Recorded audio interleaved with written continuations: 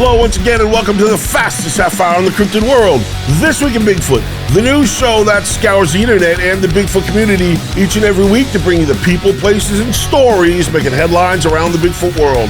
Then we take it and we wrap it up in a nice, neat 30-minute package. If it has to do with Sasquatch, Bigfoot, or the Wildman, trust me, we've got you covered. This week, we take a look at the wildfires currently burning throughout the southeast and the threats they pose to the area's Bigfoot population as we head into the winter months. Mike Luci heads into the jungle to investigate feral creatures caught on film. Snowwalker Prime's at it again with a brand new 2 Minutes With, and it's update time from the boss himself, Doug Highcheck, as we get an exclusive on the Legend Meat Science 2 production. These stories and enough Bigfoot news to help you work off all that turkey you just ate for Thanksgiving, so you better buckle up, settle in, and smash that subscribe button. Oh, and try to keep up, because you know what we do? We move fast around here. You ready? The clock's ticking. You sure? Let's go. 911, what are you reporting? He's walking upright like a man. With someone or something crawling around out here. But he went back up the mountain. Get somebody out there. What's going on now, sir? That son of a bitch is about 6'9", I don't know. He's all black and big. He is big. The southeastern United States is currently facing an unusual and alarming situation. A drier November with warmer than usual conditions, giving rise to a series of wildfires that are posing a threat not only to the environment and human communities, but also to the area's Bigfoot population.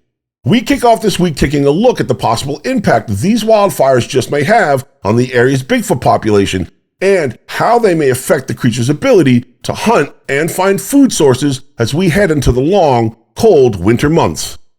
The southeastern United States is well known for its diverse climate, but the current weather conditions are far from normal. And despite one of the most active ocean Atlantic storm seasons on record, the absence of significant rainfall so far this November, coupled with higher temperatures, has created an environment conducive to the rapid spread of wildfires. One giant bucket of water at a time. That's how crews are working to combat the growing wildfire in Bedford County. The wildfires currently raging across the southeast are having a devastating effect on the natural habitats of various wildlife species, including Bigfoot. And as these fires consume vast stretches of land designated wilderness, land set aside for species protection, the fight to control these fires is only made more complicated. And so wilderness is an area that is set aside by Congress to be an area of special protection. And so essentially when we fight fire in a wilderness, we can't use a bulldozer to put in a fire line. We can't use chainsaws to do any snagging or tree line or to remove trees. Now, this isn't the first time here on the show we've covered a story like this, and for a very good reason. As these fires disrupt the delicate ecosystems creatures like Bigfoot rely on for hunting and shelter. The destruction of vegetation eliminates valuable food sources and upsets the delicate balance of prey and predator relationships in the region.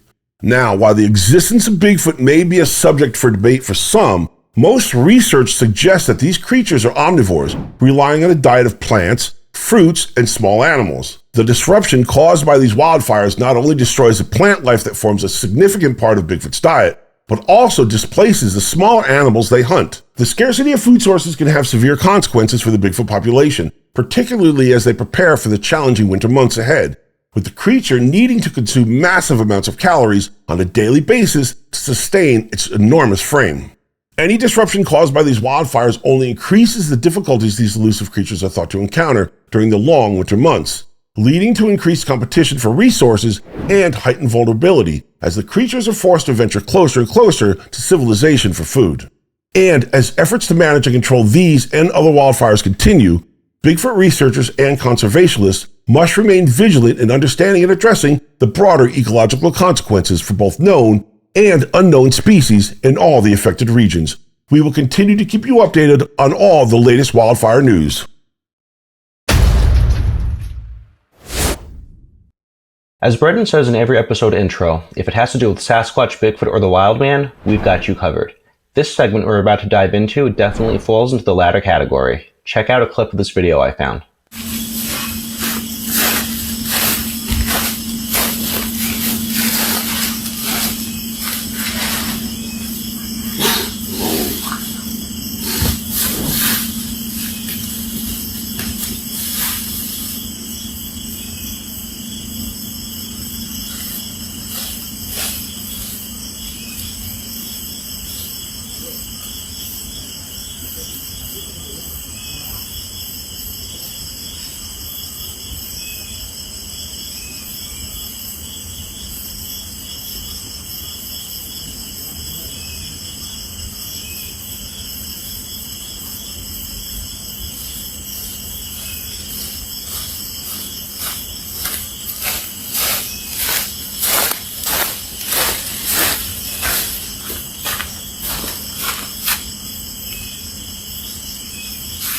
So this was posted in a Facebook group called the Cryptid Chat. While I haven't uncovered the exact location it was filmed, its description says, quote, "The post I got this off said it was in the jungle during the late night hours. From that, all we can deduce is this footage was probably taken somewhere in a tropical climate." I tried putting some still shots from the footage into plant identification software, which produced about 4 to 5 results. All but one had more than a 2 to 3% probability of being right, however, with the highest being giant bamboo, which had around 17% certainty.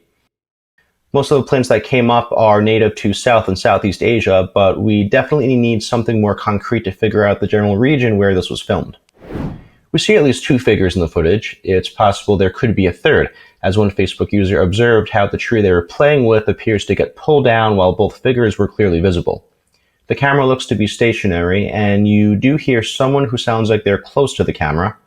Whatever these figures are, they don't seem to notice or mind the camera person's presence, so I think that's definitely worth noting. Neither of these figures seem to have tails. They're also seen walking bipedally and crawling on all 4s. It's hard to say if they're a uniform color or not, as the camera quality isn't pristine, so I'm reluctant to write them off as humans or monkeys just yet.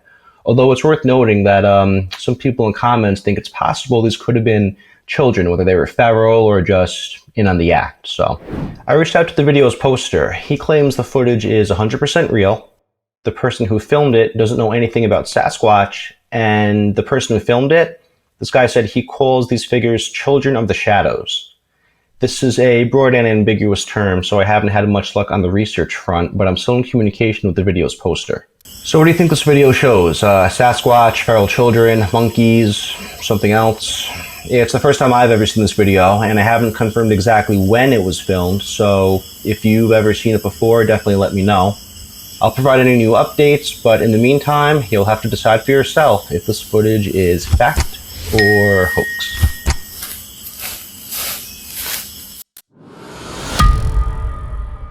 When the Bondo or Billy Ape were first discovered in the Democratic Republic of the Congo, they came with local legends and strange reports.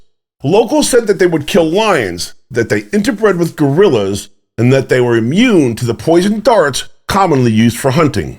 Some reports even had them standing on 2 legs at a height of over 6 feet.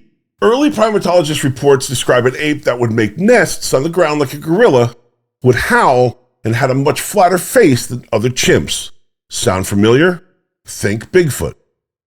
And even though all of these reports soon got everybody excited, as usual, reality soon kicked in. DNA sequencing from the hairs found in these nests confirmed that these apes are not a new species at all, just a relatively isolated population within a subspecies of a common chimpanzee. This group of Bondo or Billy apes are simply a strange-looking population of a well-known group of chimps.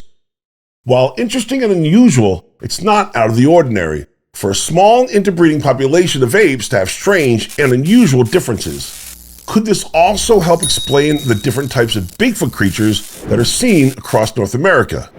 One skull discovered on a recent expedition into the Congo even contained a sagittal crest, which most of you know is a large, ridged bone running lengthwise across the top of the skull, much like a gorilla. Again, sound familiar? One early hypothesis about these chimps even claimed that the apes were a hybrid between local chimps and gorillas. And while both are apes, they're from very different genera, making hybridization very, very unlikely. Horses and donkeys being from the same genus sometimes interbreed, but their offspring are sterile and cannot pass on its genes. And despite the fact that chimps and gorillas can become friends and will even begin to mimic each other's behaviors, the chances of these distantly related animals successfully branching off into a fertile community of hybrids is almost zero. On the other hand, interbreeding is a legitimate source of strange morphology in some communities. In small groups where breeding can only occur between relatively close related members of a community, distinct physical differences can often occur. Could this also be the same for different types of Bigfoot thought to roam the forests all the way from the Pacific Northwest down to the Florida Everglades? Could a Northern California Bigfoot successfully breed with a Florida skunk ape or an Ohio grassman and pass on its genes? Another bizarre claim, this time from a local legend, refers to the chimps in the Billy Forest as lion killers.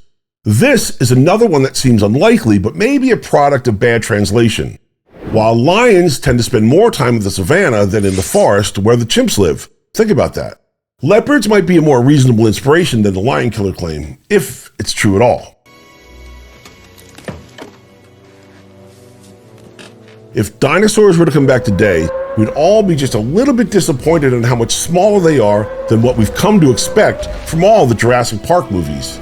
Legends inflate reality, and when the animal truly does exist, they can create an unfair sense of disappointment towards an otherwise curious discovery.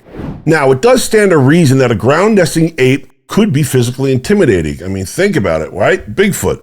Legends also have it that these billy apes are well over 6 feet tall and walk on 2 legs, which has been yet to be taken seriously by science. But this population may be in fact larger than the average chimp, but over 6 feet tall? Again, exaggerations, legendary claims, and wishful thinking all contribute to disappointing reality when something that should be quite impressive on its own is discovered and doesn't live up to the hype. Is Bigfoot really 8 to 12 feet tall, or will it turn out to be a disappointing 5'10" to 6'2"? A lot of these claims should really be taken with a grain of salt, and here's why. Mike Luci even covered this theory way back in episode 14, so go back and watch it. Excitement breeds exaggeration. We all do it, well, most of us anyways. Now, it's not likely that there's a hidden species of giant bipedal tool-wielding apes hiding in the jungles of the Congo. Though, if there were one anywhere, besides the vast wilderness of North America, the unclaimed wilds of the second largest forest on Earth would be one of the most likely places to find it. Tonight's episode is sponsored by Larix. There's always interesting and exciting things happening with the Bigfoot Mapping Project, and this time, BMP founder Scott Tompkins truly went the extra mile. Scott announced that he mapped out the late John Green's database, which contains over 3,000 reports. After analyzing the data, Scott pointed out some notable takeaways that definitely contained a few surprises. As expected, most reports occurred in the summer and fall months. Scott mentioned that many of them were in forested terrain, usually near roads. This aligns with how a commanding majority of Class A sightings seem to happen when the witness is driving. Most of the reports also took place in environments with mature coniferous trees and heavy foliage.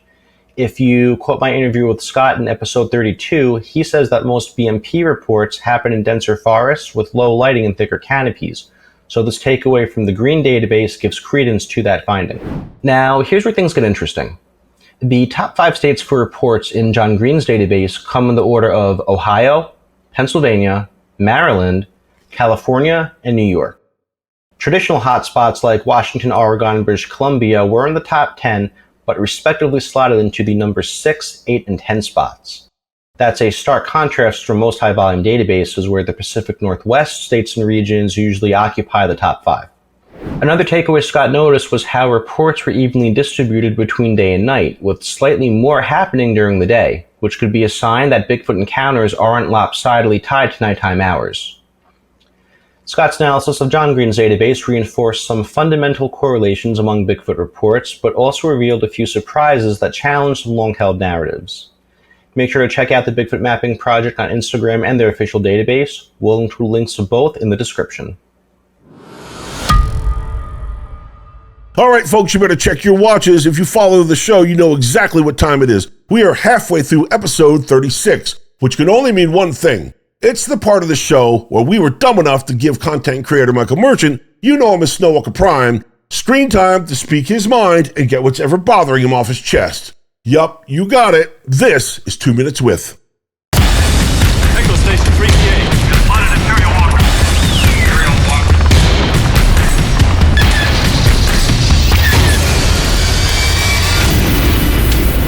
Echo Station 3PA. We have spotted Imperial Walker. Imperial Walker. A woman was hiking. She ran into Bigfoot. She says, "Oh my God." Bigfoot says, "What?" She says, "You look so human." Bigfoot says, "Well, there's no need to be insulting." You can't possibly be serious. I just want you to look at it one more time. It's incredible. He's found a braid. A braid. Eyelashes, individual hairs, and now a braid. Have you seen the original photograph? Have you seen the original image? I'm just asking. Yes, but they've tightened this one up and tightened up. With a process that tightens up that murk. This is fan art. It's beautiful, but it's fan art. It's not accurate data. Information's been added. It was not there. It's impossible for it to be there. That's why they tightened it up. Now they can see a braid. A braid, I tell you. It's a herringbone type of pattern, like a braid. You have lost your mind. Look, I didn't come up with this. MK found the braid. I'm surprised MK hasn't found David Hasselhoff singing at the base of the hair. Bigfoot is so cryptic that he got lost in the snowstorm because even he didn't know where he was. What he found was a braid.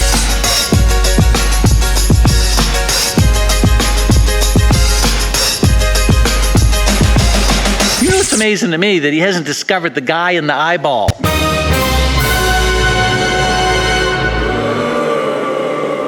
How would a guy get in the eyeball? Be in the eyeball if he photoshopped his girlfriend's wife's eyes in for Patty. Nobody's done any photoshopping. No AI was used. It's just been tightened up. I know. This has been photoshopped or run through Affinity Photo or something of that nature. MK says it's just been tightened up. He only knows what Todd has told him. And he told him it was tightened up. That's just a made-up word. No one was using that until now. Nobody. This is the third time you've brought me this nonsense. You mean pristine Bigfoot evidence that proves the existence of Sasquatch? No, that's not what I mean. Look, if you would just look at it a little closer. I've looked at it. I don't want to look at it anymore. It's got a braid, man. How can you argue with that? Utterly ridiculous to think Sasquatch has a braid. Look, you can't argue against the eyelashes, the individual hairs, and the teeth. How can you argue with that? Look at the original photo. Look at the original photo. All I'm saying is nobody knows how this was done. Where's your Sasquatch with hairs, eyelashes, and teeth, mister? We've been over this, and you constantly refuse to provide any data, any evidence. It's almost as if you don't have any. I don't have any. I never claimed to have any. You don't have any. I thought so. I never said I had any. Well, maybe you ought to go get some. Just trying to get you to use reason, to see reason in this. I can see perfectly fine. It seems like I can see better than you because I can see the individual hairs, the teeth, and the eyelashes of Patty because it's been tightened up. You can see it because somebody's painted it in. Tightened up. They tightened it up. Oh, for the love of the unholy panda bears. Agree to disagree.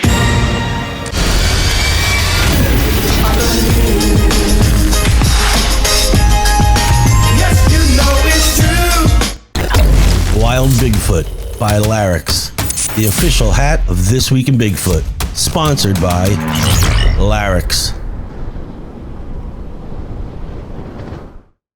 It's time once again for the Bigfoot Rundown. The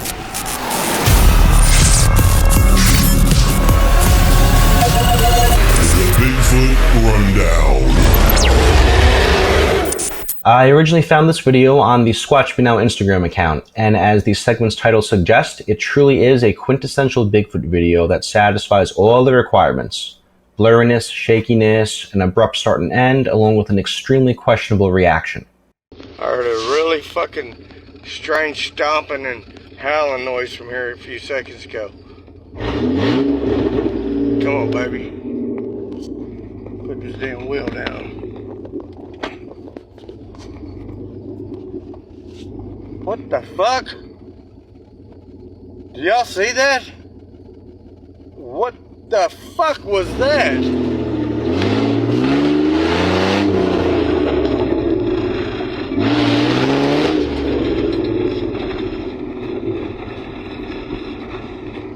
What in the fuck? What the fuck was that? Tell me y'all seen that shit, man. Oh my fucking god. I believe I'm gonna turn this off, I'm sorry. But I'm driving by myself. The video originally comes from a TikTok account called jack.meathatter. It's a relatively new account that opened just last month. The gentleman filming says he lives on 1,000 acres that's been in his family for years. He claims a Bigfoot-like creature lives on his property, which he's previously seen. He even alleges that the creature scared off loggers who were doing work on his land. The videos all appear to be taken in or near somewhere called Gainesville, which looks to be somewhere in the southeast United States. How does learning more about Jack's backstory change your view on this video? Let us know in the comments. With hunting season now in full swing here in the Northeast, hunters now turn to their well-placed trail cameras to see what, if anything, is traveling through their little piece of sportsman's paradise. That being said, a hunter got a very different response when he checked in on one of his cameras. Take a look.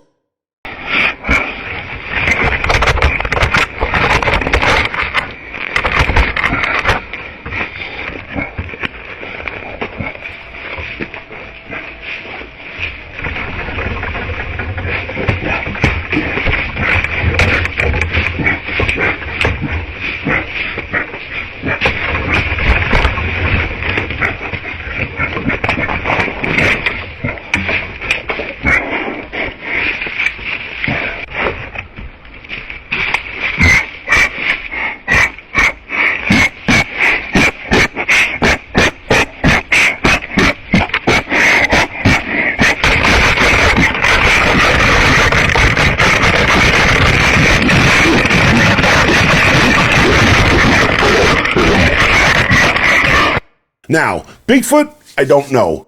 Bear, most likely, as they are notorious for sniffing out the lithium used in most trail cameras. As usual, let us know what you think in the comment section. If you see this picture floating around, don't get your hopes up. It's a hoax. The current version alleges this was a trail camera photo taken near the town of Babbitt in northeast Minnesota. This image reportedly first surfaced in 2014, although the individual posting it, a man named Dennis Albright, claims he first posted it 5 years ago, so the numbers don't add up right. He also goes on to claim the image is a papier-mâché project that's allegedly fooled multiple experts.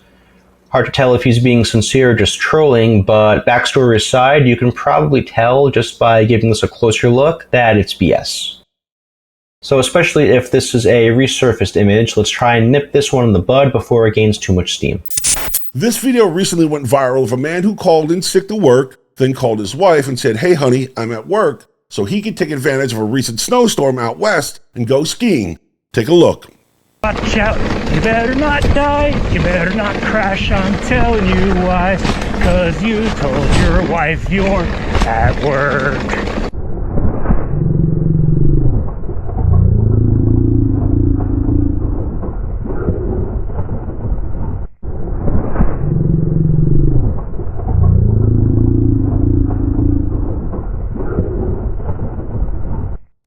Did you see it? Here it is again. Take another look and think Buddy with skis and poles waiting for him.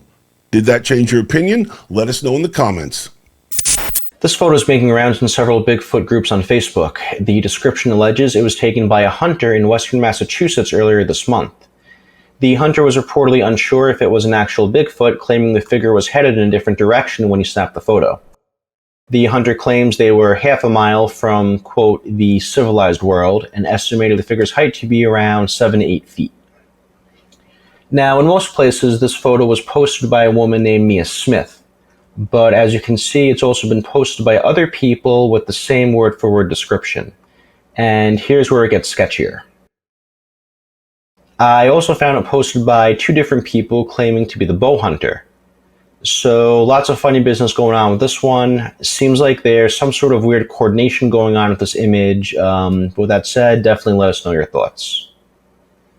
This last one today comes into us from TikToker SquatchWatch1. The video is allegedly of a man who claims he fell asleep in his car with the window down, then woke up feeling like the car was surrounded by something big and large. Take a look.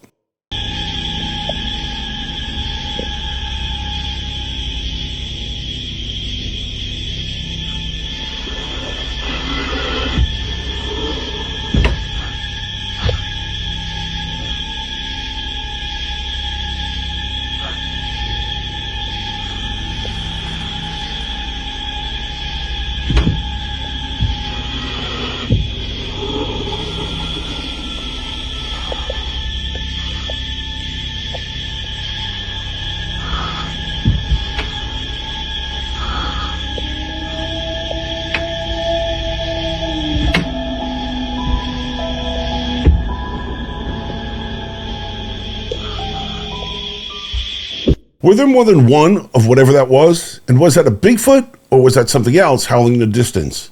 As always, we await your verdict and let us know in the comment section. And that's this week's Bigfoot Rundown. The Bigfoot Rundown. I recently was able to catch up with Doug Hychek on the phone to get an exclusive Legend Meets Science 2 update.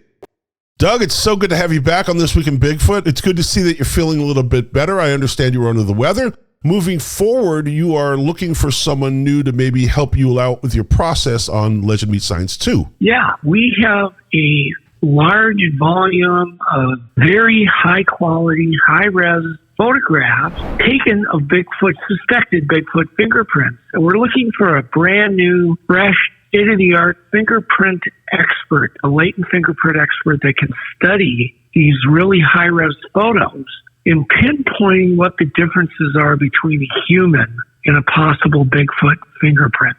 And that's a tough, it's kind of a tough search because obviously it's going to have to be with some expert that's been doing this quite a while, but yet maybe is about to retire, that maybe can withstand some of the chuckle factor, if any, in analyzing these suspected Bigfoot fingerprints.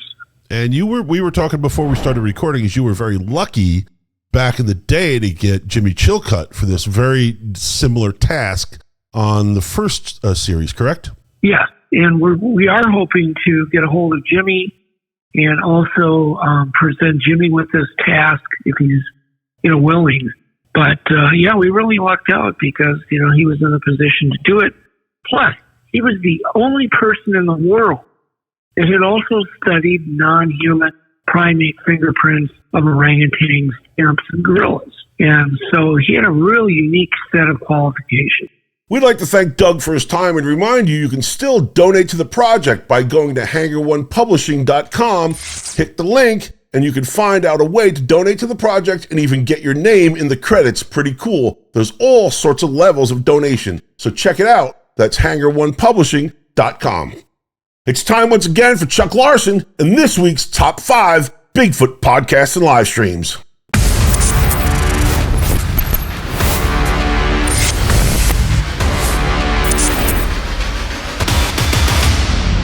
What's going on, everyone? It's Chuck Larson again with my top 5 podcasts and live streams for the week of November 26th. Starting us off at number 5, it's Bigfoot Input. Listen as J Mac tries to figure out what this creature is. I'm not saying it's real. I put it at number 5 because I wanted to see what you thought.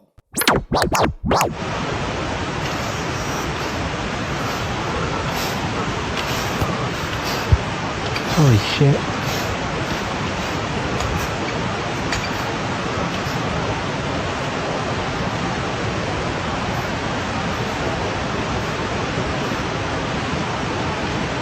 Coming in at number 4, it's Wildman of the Woods. John discusses Bigfoot encounters at Salt Fork State Park. I can tell you that there have been a number of sightings all around Hosak's Cave.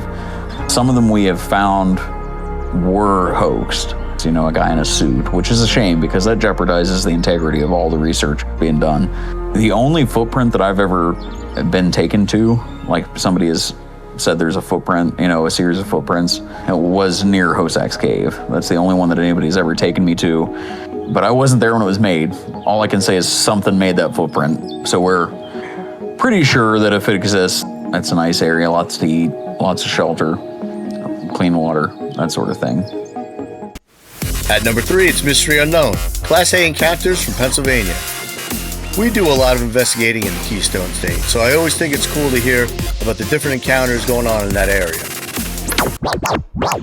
And it's that same pissed off roar. I can just tell it's not happy with something. And I have a dog that she stops in her tracks and looks back at me. And she lived right there. So you know that she's heard that more than once. Okay? So she stops in her tracks, looks back at me. I took off running toward it as fast as I could. I mean, I was pushing off of rocks, looking up in trees, side to side. I'm just flat out running, and there's no trail there. I'm just running through the woods because I want to go in the direct angle to get to where this is. I want to see it. At number 2, it's Bigfoot Potpourri, Squatch D TV. I don't know if that's what I've heard people talk about that sense of doom, and you can see right where you've got the blue mark is where my truck was, and off to the right where that red marker is where I was walking up, and I just remember just get out of here as quick as you can, get out. And I don't mind saying it, I was scared to death. And rounding out our top 5, at number 1 this week, it's Will Starr, Monsters and Mysteries. He narrates a rare interview between John Green and Bob Gimlin. Really cool stuff. A lot of people ask me about that, and they probably don't realize the agility that Roger had. He was a tremendous athlete. Roger had tremendous agility. He had been a rodeo rider. He did gymnastics, and this wasn't a full-size horse Roger was riding either. It was a pony, a small horse. Yeah, I've seen those little horses. He used to haul them in a Volkswagen bus. Yeah, we used to haul 2 of them in a VW bus. Roger rode these horses because they were easy to get on and off because Roger wasn't a very big man. All right, folks, it pains me once again to tell you that we are all at time for this week's episode. I'd like to thank you for watching and remind you to like and share everything we do here at the Catskill Appalachian Research Collective. You got to tell your friends. And if you have any questions or comments, or maybe a story you'd like to see us cover on the show, you can always drop us a line at ThisWeekinBigfootNewscast@gmail.com. So, until next week, for Mike Luci, Chuck Larson, and Snowwalker Prime, I'm Brendon Brown reminding you that when it comes to getting your Bigfoot news, be informed, not biased. Take care. See you next week.